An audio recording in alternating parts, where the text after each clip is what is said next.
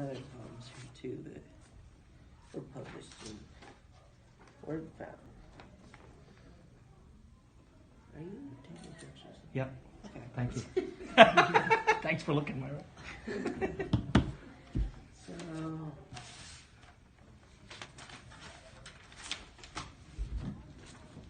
So this is one of my. This is the only one that takes place in the hospital, but there are 8 of them that I've written about the hospital. This one is called Tools. Some of the patients had a few screws loose, which is not to say they were broken forever. They only required the right tools to put them back together. A kind man came into the room each day for group therapy. He taught us how to use tools in the real world. He had a brilliant analogy for teaching us the tools. Think of a nail sticking out from a piece of wood. If you tried to use a wrench to pound in the nail, that may not be the best choice. On the other hand, a hammer's claw, now that would serve you well. What kind of tools, he asked, do we have at our disposal? The man in the cowboy hat, the one who when asked about his goals for the day, had answered that he wanted to watch football. Said he knew about tools. I built a shed once. We used a hammer to pound nails into the wood and put her together. We had to use a screwdriver to put on the hinges so the doors would swing. Yeah, I got tools. Back home, good tools, and I know how to use them. I can't wait to get back and build something new. Something as beautiful as that shed.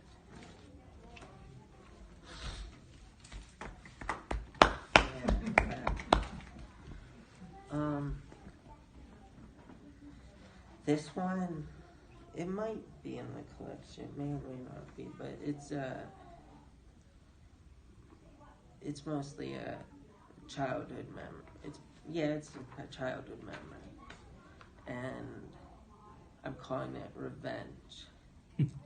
When I was just a kid, living in the gardens, I was not yet the thrower of stones, the tosser of toy trucks and cinder blocks, often at my mother's expense. The windshield of her car cracked into a firework bloom. In those days, I was the victim. Stones thrown at me over and over by some brat from the neighborhood. I was trying to make my way back home, but the stones kept coming, until luckily, though I didn't immediately sense my luck, one of the rocks knocked my glasses off and launched them into the grass of an empty lot. Was this what brought him running, or was it his mother's appearance at the back door? Soon both of us were searching the lawn. They were probably really expensive, right? I did not know their price, but did not think it could be very high. But I nodded. Oh yes, I said. Very expensive. He kept looking toward his mother, who was slowly walking our way. I had already found my glasses, hid them behind my back, and slid them into my pocket. I waited and watched while he searched the grass. Okay, and this is the workout one. But, yeah, I'll read this. I'm not going to read it out of the book because I actually have an updated version. Okay. Okay, is that okay? Yeah. Now that I will say about this poem, I wrote it, I was 16 when I wrote this poem, and I actually wrote it during a class, and the teacher caught me writing it, and she was probably thinking I was writing notes and passing notes. But I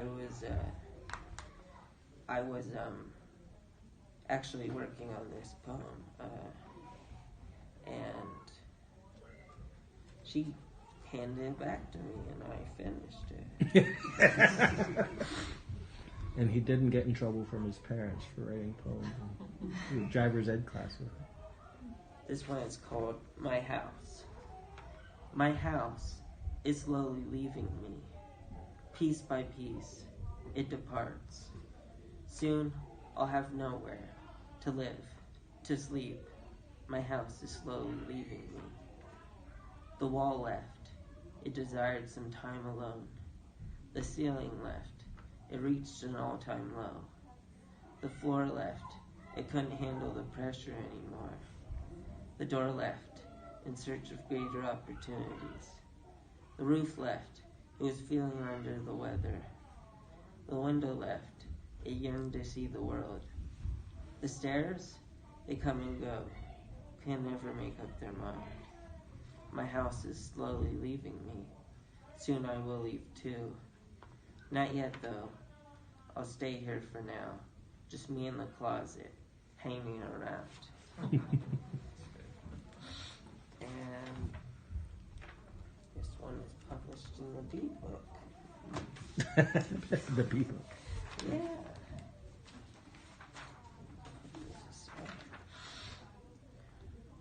A shorting.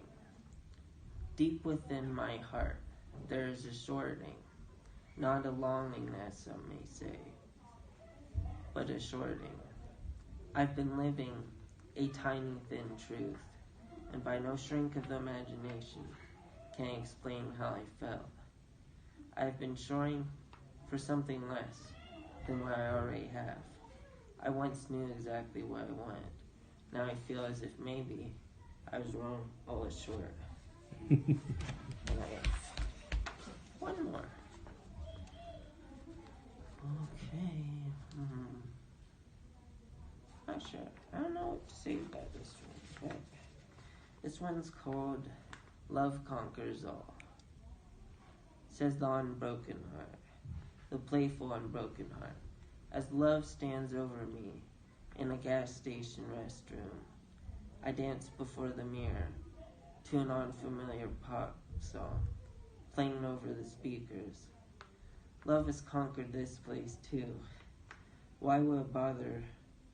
This is a filthy facility with a condom dispenser, 50 cents each, manufactured with pride for any man who should want it. I walk out of the restroom. I head towards the exit of this building conquered by love. I look around and see soft drinks, gossip magazines, newspapers, and cigarettes. Do I want one drink before I leave?